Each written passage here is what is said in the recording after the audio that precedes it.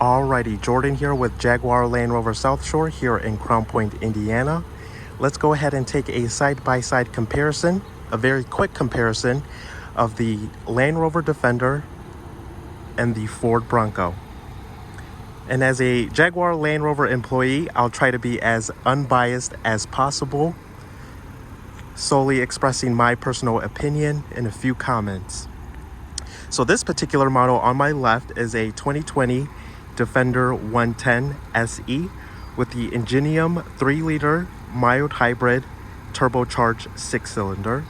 And to my right is a 2022 Ford Bronco Outer Banks Edition with the EcoBoost 6-cylinder. As you can tell, both configurations are the 4-door variant. Bronco is available with the 2-door, likewise with the Defender 90 2-door. And just revealed in late May of 2022 is the Defender 130. So an extended configuration of the Defender family. So out the box, you'll notice both are a white exterior paint. In terms of design, of course, both are boxy, utilitarian, off-road focused SUVs. As you can tell, the Defender front fascia, a little bit more curved, a little bit more refined. Bronco, on the other hand, a lot more straight edge corners, more of that boxy silhouette. In terms of design, Land Rover did a great job reintroducing the Defender with kind of tributes to the original Defenders of the past. And then Ford did an amazing job really going back to its roots of the original Bronco. So this particular model, gloss black front grille. Looks like these have the upgraded LED headlights, metal front bumpers, similar to the Jeep Wranglers. And of course, the Defender will have more of a flat front end with use of aluminum body panels as well as a plastic front bumper. Disregard the 2 license plate holes. This is a pre-owned model. Over here we do have the upgraded premium LED headlights, headlight washers as well. So in terms of exterior design, honestly, even if I was a non-JLR employee, retailer employee, I would prefer the Defender. A little bit more sophisticated look. For me, I like the more luxury, upscale appearance of vehicles. Nothing wrong with the Bronco. Of course, this will draw in a different niche crowd. I would say this will pull in a lot of Jeep owners who want to try something different, as well as a lot of Ford owners as well. On the Land Rover side, its target market, I would personally say and have witnessed a lot of current Land Rover owners, as well as a lot of people who have cross-shopped the Bronco as well as the Jeep Wrangler at our specific retailer. Coming to the rear end, you'll notice both will have the trunk-mounted spare tire, easier access, as well as improves your departure angles from an off-road standpoint. Both will have the short overhang on the front and in the rear to improve your off-road capability.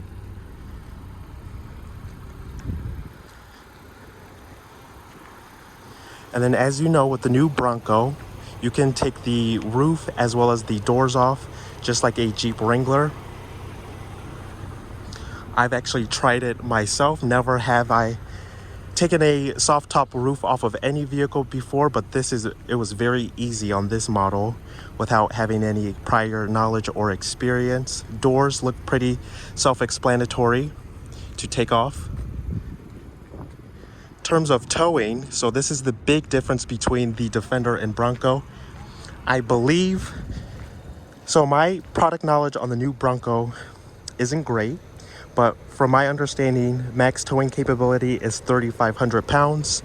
On the Defender, with the inline 6-cylinder or with our turbocharged 4-cylinder,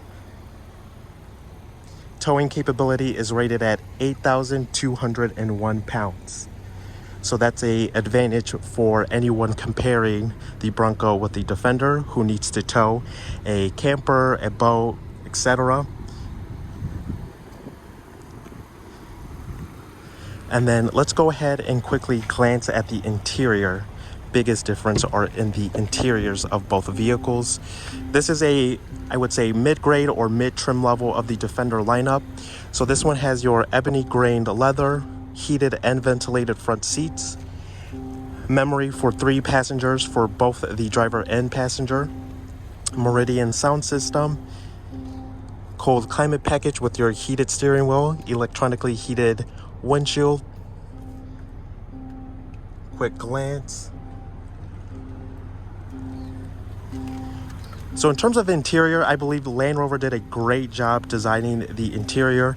You're going to attract the consumer that's used to a luxury upscale interior as well as a rugged interior at the same time. So they did a great job appealing to both clients because it's a mixture of both luxury refinement with that rugged feel with your exposed bolts, exposed door panel, cross beam, and they implemented great amount of storage with the interior design. This specific model does have your 10-inch Pivi Pro screen. You can get a 11.4-inch touchscreen. Clear sight interior rearview mirror, panoramic opening sunroof. And there's been very minor changes between 2020 and 2023. So if you're considering a new Defender, just know some of the options and accessories have changed for both between 20 and 2023. This is a 5-seat configuration with a 40-20-40 folding seat. Does fold flat. Alpine lights, a tribute to the original Defender. And you can get an optional 3rd row jump seat in the rear, so 2 additional passengers to make it 5+2. This one does have a few accessories. Hidden storage with the 5-seat configuration. If you get a 5+2 configuration, you lose that hidden storage underneath because that's where the rear seats will fold in. And then you can also get a 6-seat configuration with a middle jump seat. Side opening tailgate, just like the Bronco. Pretty neat LED tail lights, very distinguishable during the day or at night. This particular one does have your air suspension, so as it sits, you have 11.5 inches of ground clearance and just under 3 feet of wading depth. So you can drive through just under 3 feet of water. And then of course you can get different accessory packs, which will include Expedition roof rack, side-mounted air intake, classic mud flaps, side-mounted ladder,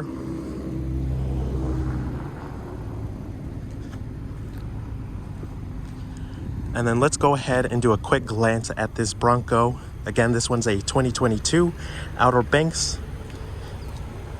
Some of the Ford fanatics can probably comment down and tell me which packages and options this particular model has. Keyless entry. Both will also have a 360-degree camera. This may be an option on the Ford. It is standard on the Defender. Pillarless doors. So personally speaking, and just overall first impressions, this will definitely appeal to your Jeep Wrangler buyer.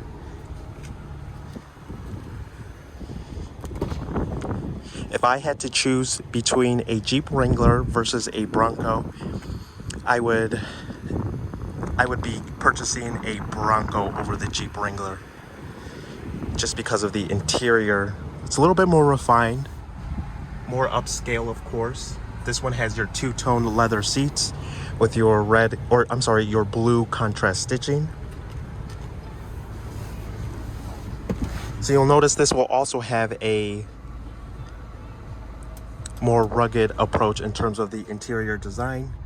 Fit and finish is not as thought out as it is in the Defender. The Defender will have more soft touch materials, more tighter gaps, overall more of a improved build quality, I would say. But then again, that is part of the difference in price point versus Bronco versus Defender. This has your latest Ford infotainment system with wireless Apple CarPlay, Android Auto, 360-degree camera, push button start, of course, configurable display with your traditional analog speedometer. In terms of space, I would say the Defender utilizes interior space slightly better. I feel more comfortable with more room to stretch out in the Defender versus the Bronco. This really reminds me of the Jeep Wrangler in terms of size. This one does have your removable soft top, side mounted opening tailgate, just like the Defender and Jeep Wrangler.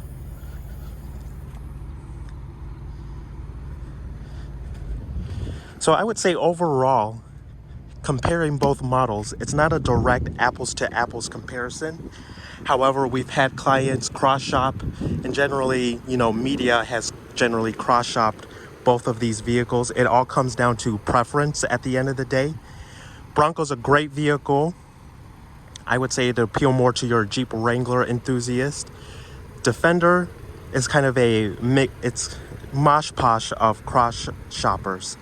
So you'll get that luxury buyer, or you'll also get that rugged buyer, or you'll get that buyer that's kind of in between. Not your traditional off-road utilitarian vehicle. In terms of drivability, I have driven both. I would say with the air suspension and even with coil suspension, the Land Rover Defender has a smoother, more refined driving dynamics. You don't get as much chassis clatter or movement in the Defender versus the Bronco. Again, not too much knowledge on the Bronco, but I believe this is built on a pickup truck platform, modified for the Bronco. And then also in terms of performance, you do have a quicker off-the-line acceleration in the Defender versus the Bronco. Road noise, with this being a vehicle specifically built and designed to take the doors and roof off, road noise and cabin noise is overall more present versus the Defender. Defender's a little bit slightly more isolated from the road, which some consumers may prefer. Some consumers may not care about driving dynamics.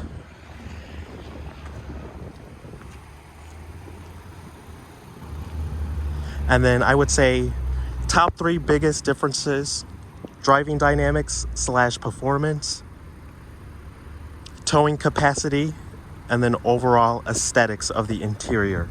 Great choices regardless of which one you choose. Of course, me being a Land Rover enthusiast, I love the Defender and would choose the Defender if price point wasn't a issue or a criteria, because that's another big difference, is price point where each vehicle will stand. Powertrain options are also different. You can get a supercharged V8 in the Defender for the speed demons out there.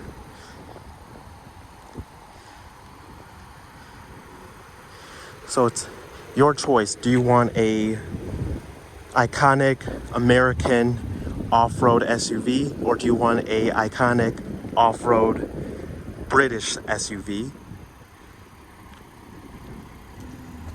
And some people are still under the impression that Ford Motor Company has relations with Jaguar Land Rover. They no longer have relationships or ties, as far as I know.